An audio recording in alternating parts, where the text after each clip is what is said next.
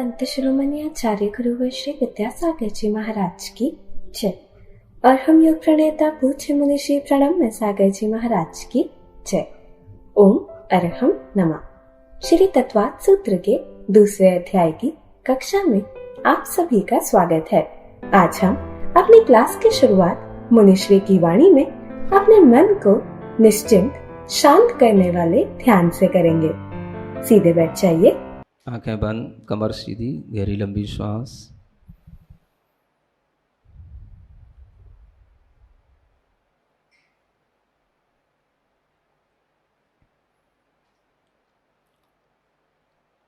अपने शरीर से भी अपनी चैतन्य आत्मा को भिन्न महसूस करें। बाहरी कोई भी संबंध, अंतरंग में विचार करें, मेरी परतंत्रता के लिए है, मैं उन पर डिपेंड हूँ, संबंधी मुझ पर डिपेंड हैं। यही बात मुझे अकिंचन नहीं बनने देती। मैं अपने में अंतर्मुखी यात्रा करके बाहरी सब विकल्पों का त्याग करता हूँ। No one is mine, mine is none. All our relations, self is one. अपने में अपने को पाना,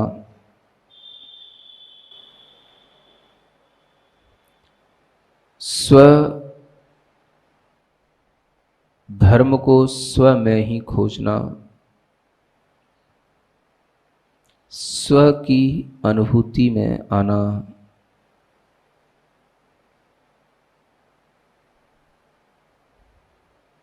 स्वयं से प्रेम करना।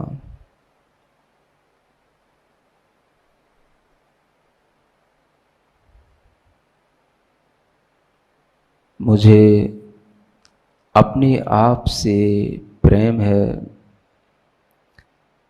मैं स्वयं में स्वयं को ही पा रहा हूँ, स्वयं में स्वयं से ही प्रेम कर रहा हूँ।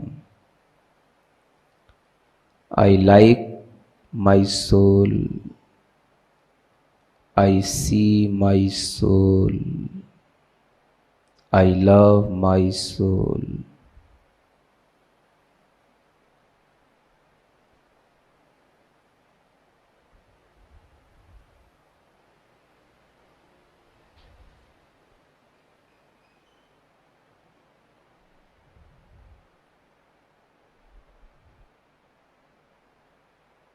मैं कुछ नहीं, मेरा कुछ नहीं।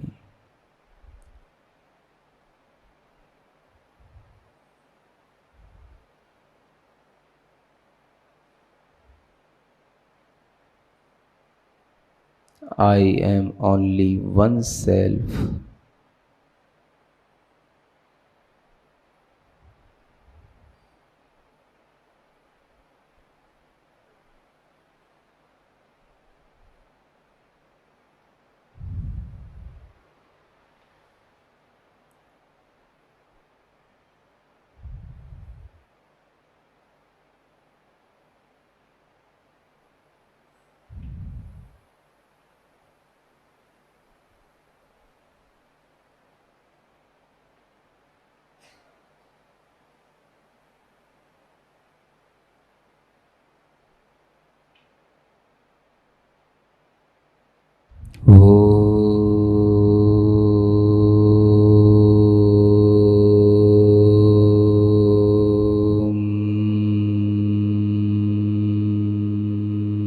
और हम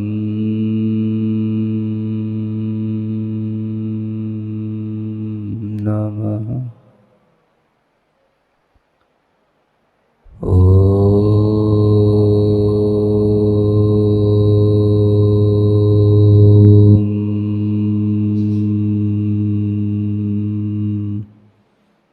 और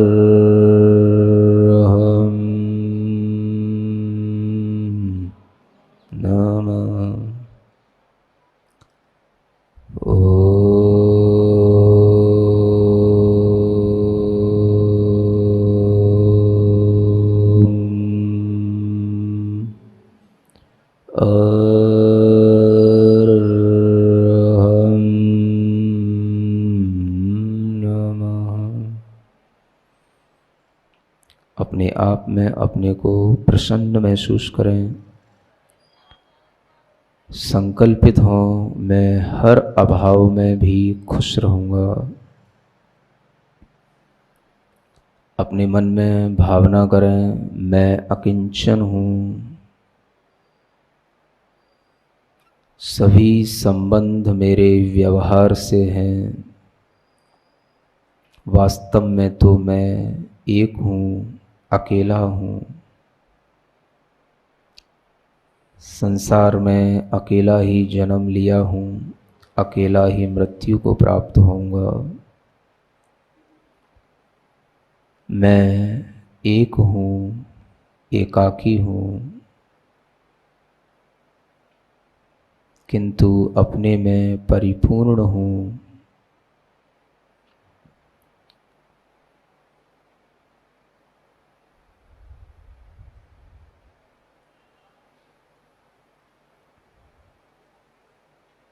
दोनों हाथ जोड़ें।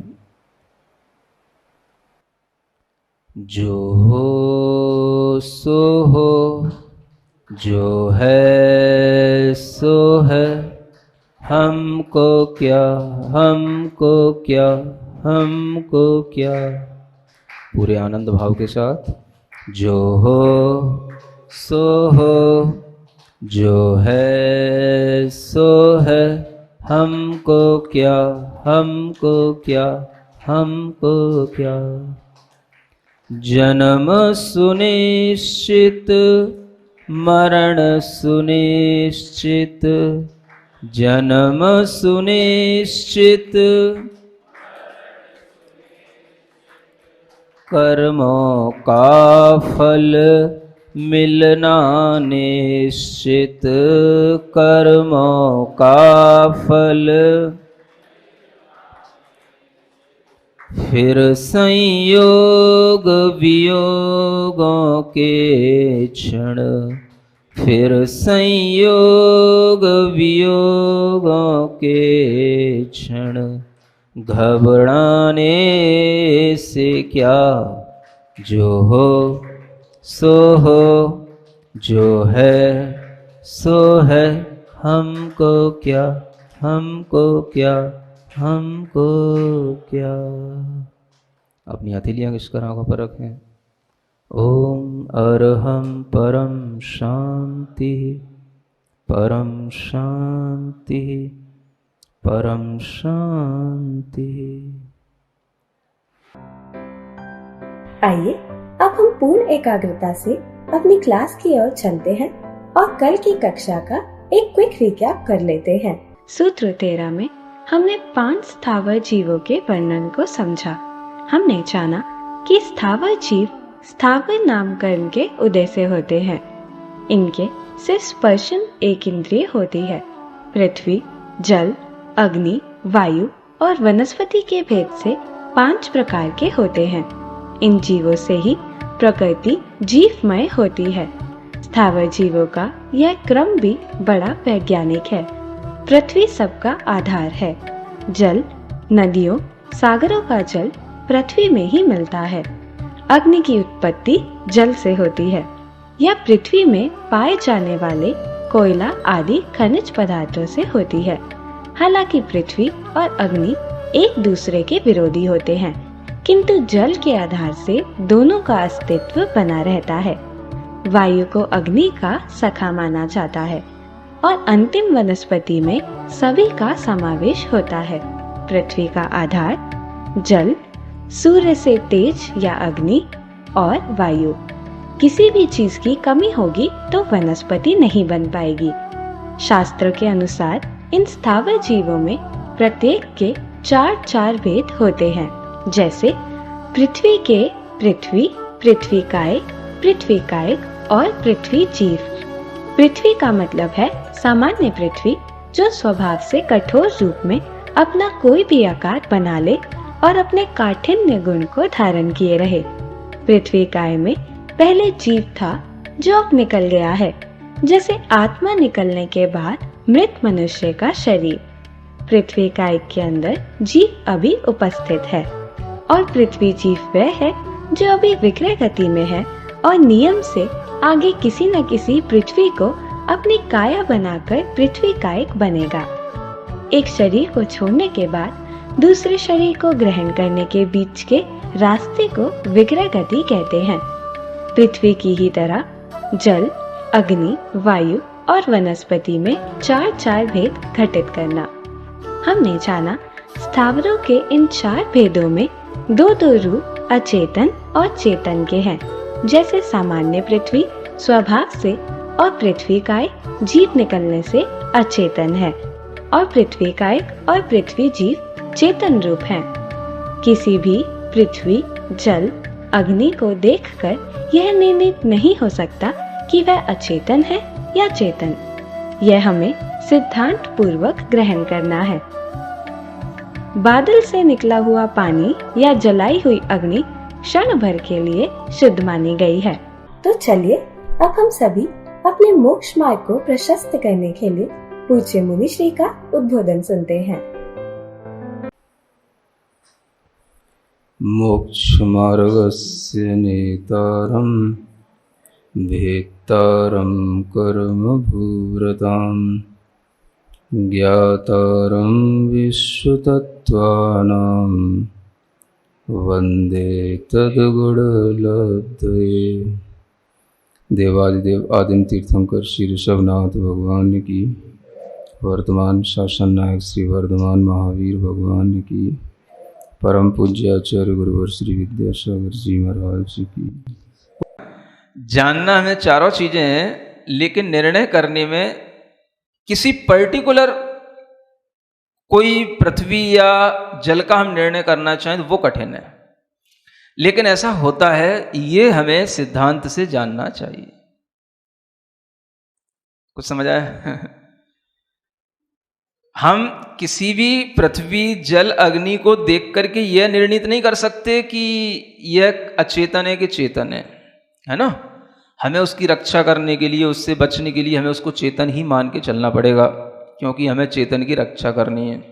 लेकिन अपनी धारणा में यह भी होना चाहिए कि ये सब चीजें चेतन के साथ साथ अचेतन भी होती हैं। 4 रूपों में से 2 रूप अचेतन हैं और 2 रूप चेतन हैं। हाँ, जल में भी ऐसी घटित करना है। एक सामान्य जल सामान्य जल का मतलब होता है कि जो अपने स्वभाव से जल के रूप में ही परिणमन करता हुआ है, बस जल के रूप में है। अगर उसमें जल का एक जीव है, वो निकल गए तो वो जल कायिक कहलाएगा, और जब तक उसमें जल का एक जीव है तब तक वो जल कायिक कहलाएगा। और जल जीव तो जो उसमें उत्पन्न होने को आ रहा है वो हो रहा है, लेकिन सामान्य जल भी होता है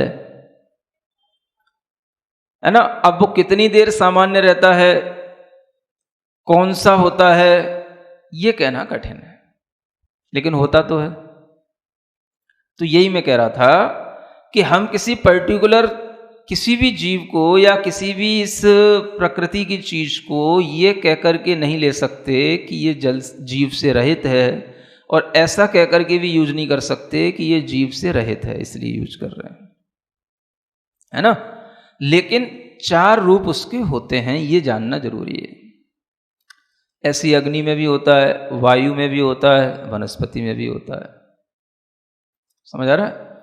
अब कोई जल आप उसे, या पृथ्वी है उसे, आप उसको एक शुद्ध पृथ्वी या शुद्ध जल का रूप अगर कहना चाहें तो ये कहना मुश्किल तो होता है, लेकिन फिर भी समझने के लिए आपको समझाया जा सकता है कि जैसे बादलों से निकला जल है ना, उससे हम जब जैसे ही वो निकला बस तब तक शुद्ध कह सकते हैं, वो शुद्ध जल है।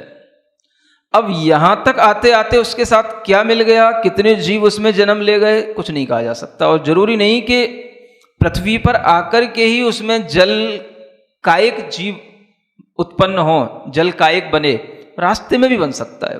लेकिन उस क्षण, जिस क्षण वो केवल बादल से निकला, उस समय तो कम से कम हम उसे शुद्ध जल कह सकेंगे। समझ आ रहा है? ऐसे ही कोई भी अग्नि भी जिस समय जिस क्षण जलती है, क्षण भर के लिए हम उसे शुद्ध कह सकते हैं, लेकिन जलने के बाद उसमें भी जीव उत्पत्ति हो जाती है, अग्नि का एक जीव उसमें उत्पन्न होने लगेंगे। सबसे बड़ी बात क्या है कि इन पांचों ही स्थावरों की एक और विशेषता जो बहुत कम लोग जानते हैं। समझ आ रहा है? क्या जाननी चाहिए कि इनके अंदर जो जीव रहते हैं वो जीव उसको अपनी काया बनाते हैं जो पहले से ही वह द्रव्य के रूप में उपस्थित है। पृथ्वी है, पृथ्वी को काया के रूप में बना लिया, इसका नाम है पृथ्वी कायिक। क्या समझ आ रहा है? ऐसा नहीं है कि जैसे हमने अपना शरीर बनाया, हम धीरे धीरे अपना शरीर बना करके बड़े हुए। यहां थोड़ी सी व्यवस्था अलग समझनी चाहिए। पृथ्वी है, जल है, अग्नि है, वो उसी में जाकर के अपनी काया बना लेता है, उसी को अपना शरीर बना लेता है। इस तरह से वह उसमें जन्म ले लेता है, उसी को काय के रूप में स्वीकार करके उसी में फलित हो जाता है। वो समझ में आ रहा? कुछ अंतर समझ में आ रहा? ये अंतर जरूर ध्यान रखना चाहिए। तभी कुछ लोग ये समझते हैं कि जो कुछ भी हमें यहाँ पर पृथ्वी, जल, अग्नि, वायु, वनस्पति इत्यादि है, ये सब सारा का सारा जीवों का छोड़ा हुआ कलेवर है। समझ आ रहा है? हम एक दृष्टि से ये भी जीव, सब कुछ सब जगह जीव है, सब जगह जीव है, तो ये सब जीवों का छोड़ा हुआ कलेवर है। कलेवर माने शरीर है, जीवों का छोड़ा हुआ शरीर है। ये एकांत रूप से सही नहीं है ये बात। समझ आ रहा है? क्यों नहीं है? क्योंकि ये जीव तो उस शरीर को अपना शरीर बना लेते हैं।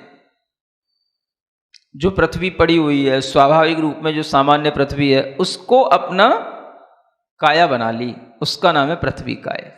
जल जो सामान्य था, उस जल को ही जिसने अपनी काया बना ली, वो हो गया जल कायक। वायु जो बह रही थी, उसको ही जिसने अपनी काया बना लिया, वो हो गया वायु कायक। अग्नि जो जल रही थी, उसी को जिसने अपनी काया बना लिया, वो हो गया अग्नि कायक। वनस्पति जो उग रही थी, उसी में अपनी काया बना ली, उसका नाम हो गया वनस्पति कायक। मतलब क्या हुआ? एकांत रूप से ये नहीं है कि ये जो कुछ भी पृथ्वी, जल, अग्नि, वायु है, ये सब जीवों का त्यक्त शरीर है, छोड़ा हुआ शरीर है, ऐसा नहीं है। इसमें पौद्गलिक जो मतलब फॉर्मेशन है वो ज्यादा है। नहीं समझे? मतलब कि जैसे पृथ्वी को बनाने वाले परमाणु, जल को बनाने वाले परमाणु, ये पौद्गलिक फॉर्मेशन ज्यादा है।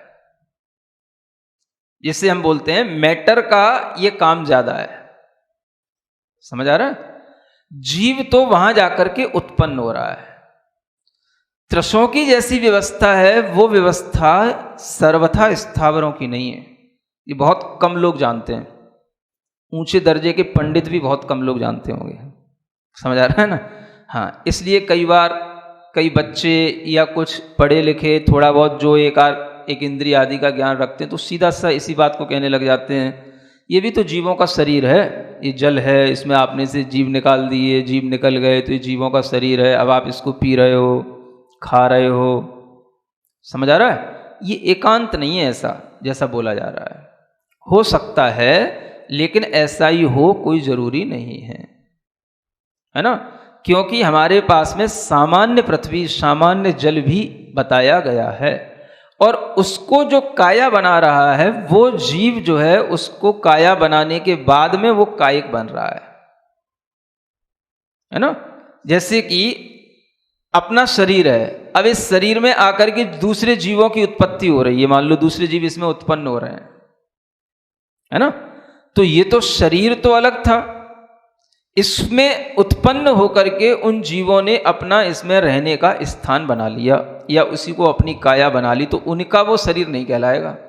वो तो अपना शरीर तो अलग ही था, पृथक था। एक समझने के लिए, समझ आ रहा? पृथ्वी कहीं पर है, उसी को जीव जाकर के उत्पन्न हो गया उस पृथ्वी में, पृथ्वी कायिक हो गया, है ना? इस तरह की व्यवस्था को जान करके हम ये समझ सकते हैं कि सब कुछ यहाँ जो पृथ्वी जल आदि है वह सब कुछ जीवों का कलेवर एकांत रूप से नहीं है, इसलिए ये सब पौद्गलिक भी कहलाता है ना। प्रकृति में ये सब चीजें पुद्गल रूप भी हैं और जीव रूप भी हैं। जीव इनमें उत्पन्न हो सकता है, रह सकते हैं, लेकिन सर्वत्र जीव होते हुए भी हम ये एकांत रूप से नहीं कह सकते कि जहां जहां जो भी पृथ्वी है सब में जीव ही हैं। समझ में आ रहा है? और ये भी नहीं कहा जा सकता कि कौन सी पृथ्वी में जीव नहीं है। संभावनाएं सब हैं। ये भी नहीं कह सकते कि खदान से जो पत्थर निकल गया अब उसमें से जीव निकल गया, प्रासुक हो गया, ऐसा कुछ नहीं है। खदान में से पत्थर निकल गया, वो पत्थर टूट गया, वो उस एक पत्थर था, उसकी बहुत बड़ी काया थी, उसके हमने टुकड़े टुकड़े कर दिए तो अब उसमें जीव निकल गया, ऐसा कुछ नहीं है। क्योंकि ये जो जीव होते हैं तो बहुत छोटे होते हैं। समझ आ रहा है? मतलब कहना चाहिए हम तो इतना पॉइंट भी नहीं बना सकते, जितना पॉइंट भी समझ लो बहुत बड़ा बन जाएगा। अगर आप डॉट का एक पॉइंट भी रखोगे कॉपी के ऊपर तो वो भी बहुत बड़ा हो जाएगा। उससे भी छोटी काया वाले जीव होते हैं। घनांगुल का असंख्यात्मा भाग इनकी काया कहलाती है। तो ऐसे जीव तो उसमें कितने भी हो सकते हैं। जहां पर आपने चोट ना की हो वहां पर भी जीव हो सकता है, और जहां पर आपने चोट कर दी बस उतना सा जीव अलग हो सकता है, लेकिन जितना पोर्शन बचा है उसमें तो कहीं भी जीव हो सकता है। समझ आ रहा है? हम कुछ नहीं कह सकते। आपने अपने मंदिर के भगवान भी बनाए हैं तो उस पत्थर में भी, उस पाषाण में भी पृथ्वी का एक जीवों की उत्पत्ति हो सकती है और होने में कोई बाधा नहीं है। क्या सुन रहे हो? सिद्धांत तो सिद्धांत है, समझने की बात है ना। हमने उस पाषाण की केवल ऊपरी आकृति तो बनाई, उसके एक एक पॉइंट को थोड़ी ना हमने फोड़ दिया, और पॉइंट को फोड़ देंगे फिर पत्थर ही कहां बचेगा फिर वो है। तो ये चीज समझ करके आपको समझना है कि चाहे पृथ्वी हो, चाहे जल हो, चाहे अग्नि हो या वायु और या वनस्पति, ये सभी जो है बड़ी सूक्ष्म काया वाले जीव होते हैं और बड़े सूक्ष्म रूप से परिणमन करके रहते हैं। इसलिए कहाँ पर कौन से जीव हैं इसकी व्यवस्था जैसी आगम में बताई गई है, हमें उसी के अनुसार उनकी रक्षा के लिए तत्पर रहना होता है। लेकिन ज्ञान में ये भी रखना होता है कि जीव के अलावा भी अजीव रूप में भी, अचेतन रूप में भी ये सब प्रकृति हमारे लिए उपलब्ध होती है। कुछ समझ आ रहा है कि नहीं आ रहा है? चलो ठीक है, पृथ्वी, जल, अग्नि और वायु है ना, ये तो आपके लिए जो चार चीजें हैं इनमें से अगर रक्षा की बात आती है तो हम केवल जल के बारे में ही सोचते हैं और बहुत बहुत अग्नि के बारे में सोच लेते हैं, है ना। वायु की तो क्या, जितनी आवश्यक है वायु तो लेनी ही है। अब ये सब चीजें कैसी हैं जिनसे हमारा जीवन चल रहा है। बिना पृथ्वी के हम रह नहीं सकते, घर मकान बनाना है। बिना जल के ये शरीर नहीं चलता, बिना अग्नि के कोई भोजन नहीं पकता, बिना वायु के श्वास नहीं चलती, है ना। और बिना वनस्पति के कुछ चीजें होती ही नहीं है। अब वनस्पति तो वनस्पति है, समझ आ रहा है। सिद्धांत से देखो, विस्तार करके देखो तो आपको पता पड़ेगा कि वनस्पति के द्वारा ही अपना जीवन चलता है। चाहे कोई भी चीज हम खा रहे हो, चाहे सूखी खा रहे हो, चाहे गीली खा रहे हो, सब वनस्पति तो होती है। चलो थोड़ा सा वनस्पति के बारे में ही चर्चा करते हैं। दो प्रकार की वनस्पति, सबसे पहले एक साधारण वनस्पति कहलाती है, एक प्रत्येक वनस्पति कहलाती है ना। सबसे पहले वनस्पति के दो भेद, ये चार भेद तो रहेंगे ही। अब जो काम में आने वाली चीज है उसको और ढंग से समझने के लिए दो तरह की वनस्पति बताई गई, एक साधारण और एक प्रत्येक। साधारण का मतलब होता है जो अनंत जीवों का, निगोद जीवों का शरीर है, अनंत निगोद जीवों का शरीर या अनंत निगोद जो जीवों का एक पिंड होता है, वह सब साधारण वनस्पति के रूप में कहा जाता है।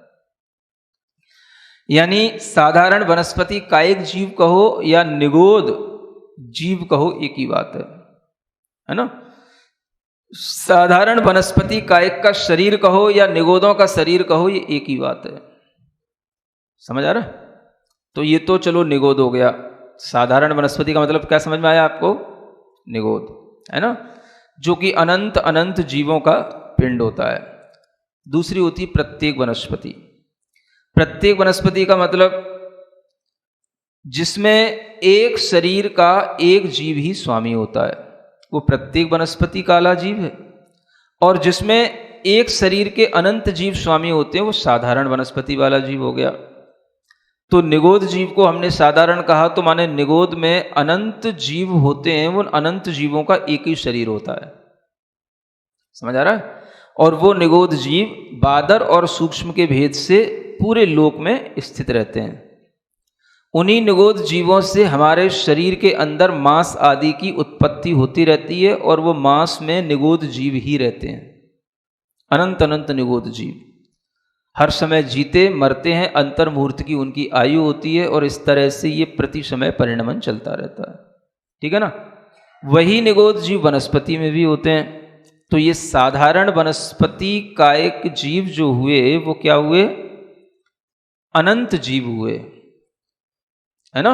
अनंत जीव वाले, अनंत शरीर को धारण किए हुए अनंत निगोद जीवों का जो ये पिंड है, ये सब निगोद जीवों को ही हम साधारण वनस्पति कह रहे हैं, है ना?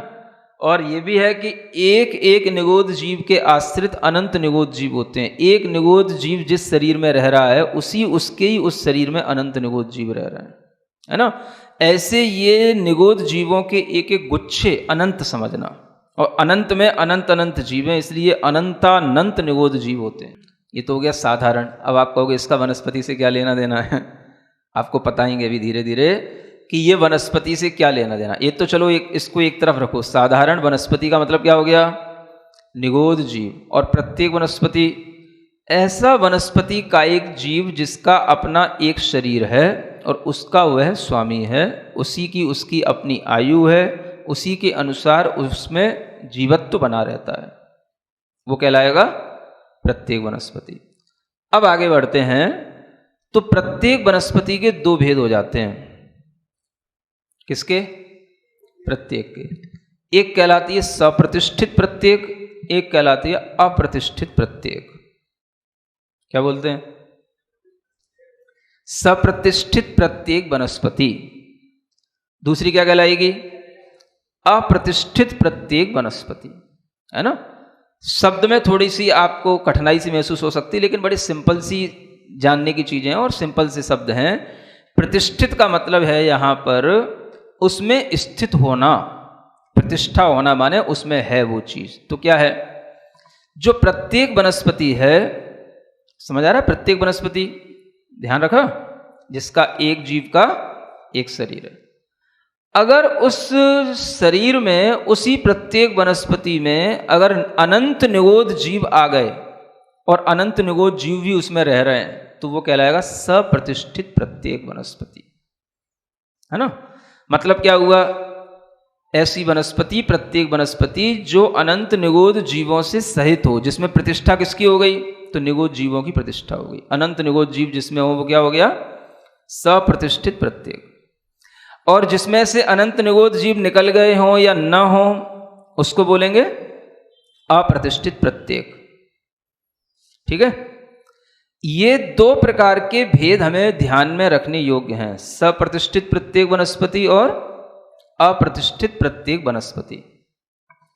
क्यों ध्यान में रखने योग्य हैं? क्योंकि हम जितनी वनस्पति का उपयोग करते हैं, जो भी वनस्पति हमारे काम में आती है, वो ये दो रूपों में ही हमारे काम में आती है। और हर कोई जो वनस्पति हमारे काम में आती है, वह प्रतिष्ठित प्रत्येक वनस्पति ही होती है। समझ में आ रहा है?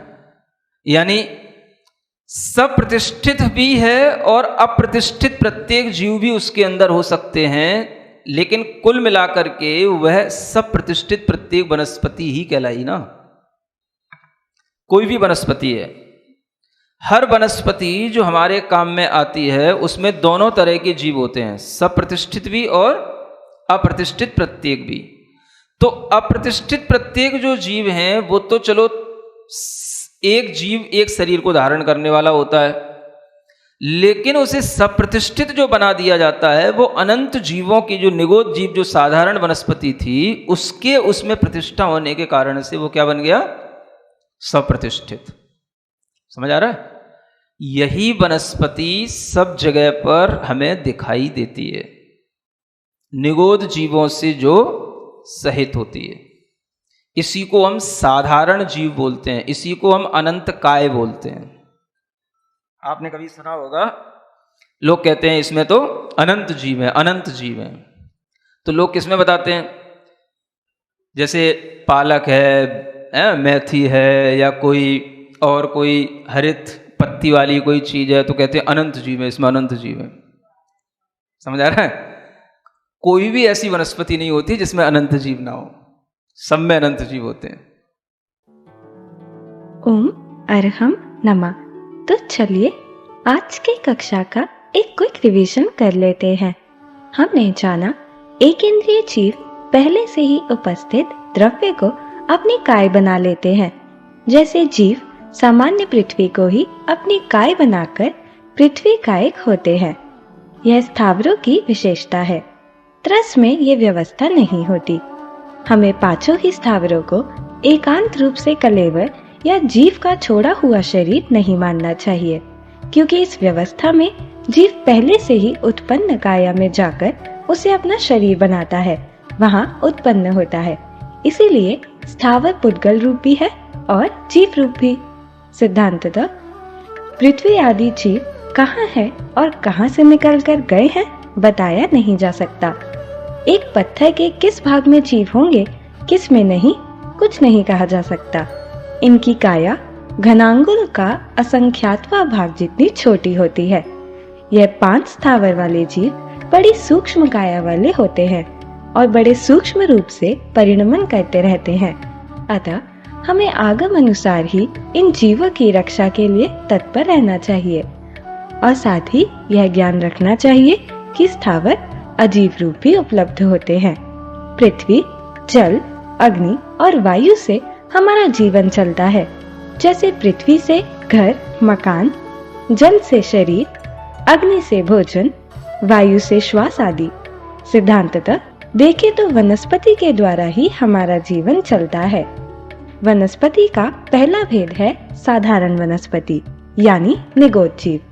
निगोद में अनंत अनंत जीवों का पिंड होता है, मतलब अनंत जीवों का एक ही शरीर होता है, जो बादर और सूक्ष्म के भेद से पूरे लोक में स्थित रहते हैं और उन्हीं से हमारे शरीर के अंदर मांस आदि की उत्पत्ति होती रहती है। इनकी आयु अंतर्मुहूर्त की आयु होती है। यही निगोद जीव वनस्पति में होते हैं तो साधारण वनस्पति कायिक जीव होते हैं। वनस्पति का दूसरा भेद होता है प्रत्येक वनस्पति, जिसमें एक शरीर का एक ही जीव ही स्वामी होता है। उसकी अपनी आयु होती है और उसी के अनुसार उसमें जीवत्व बना रहता है। प्रत्येक वनस्पति के 2 भेद होते हैं। सप्रतिष्ठित प्रत्येक यानी जिसमें अनंत निगोद जीव आकर रह रहे हों, यानी उनकी प्रतिष्ठा हो गई हो। यह हमें हर जगह दिखाई देते हैं, जैसे पालक, मेथी या हरी पत्ती वाली चीजें। इन्हें हम अनंत काय भी कहते हैं। और अप्रतिष्ठित प्रत्येक जिसमें से निगोद जीव निकल गए हो या ना हो। तो चलिए अब हम सभी जिनवानी स्तुति करते हैं और तत्पश्चात समय होगा आज के सवाल का। सिरिजिणवाणी जग कल्याणी जग जन मदतम मोहरी जनमण हारी गढ़हर हारी जम जरा भव रोग हरि तिथ्य राणम दिव्य झुणिम जो पड़ई सुणई मय्ये धारई राणम सौख मणंतम धैर्य सासद मोक्ष पदम पावई सासद मोक्ष पदम पावई। अब समय है आज के प्रतियोगिता प्रश्न में भाग लेकर आकर्षक पुरस्कार जीतने का आप अपने फोन को QR कोड स्कैन करने के लिए तैयार रखिए या लिंक पर जाएं। आप अपना उत्तर चुनकर हमें कल दोपहर 2 बजे तक भेज सकते हैं। 3 भाग्यशाली विजेताओं को मिलेंगे आकर्षक उपहार। विजेताओं का नाम इसी कार्यक्रम में हर रविवार को घोषित किया जाएगा। साथ ही सभी प्रश्नों के सही उत्तर भी बताए जाएंगे। आज का सवाल है, निगोद जीव किसको कहते हैं? साधारण वनस्पति का एक जीव को, प्रत्येक वनस्पति का एक जीव को, सप्रतिष्ठ प्रत्येक वनस्पति को, अप्रतिष्ठित प्रत्येक वनस्पति को। अगर आप किसी कारणवश कोड स्कैन न कर पाए हों तो आप क्लास की वेबसाइट पर जाकर उन्हें अटेम्प्ट कर सकते हैं। इस लिंक पर जाएं या QR कोड को स्कैन कीजिए।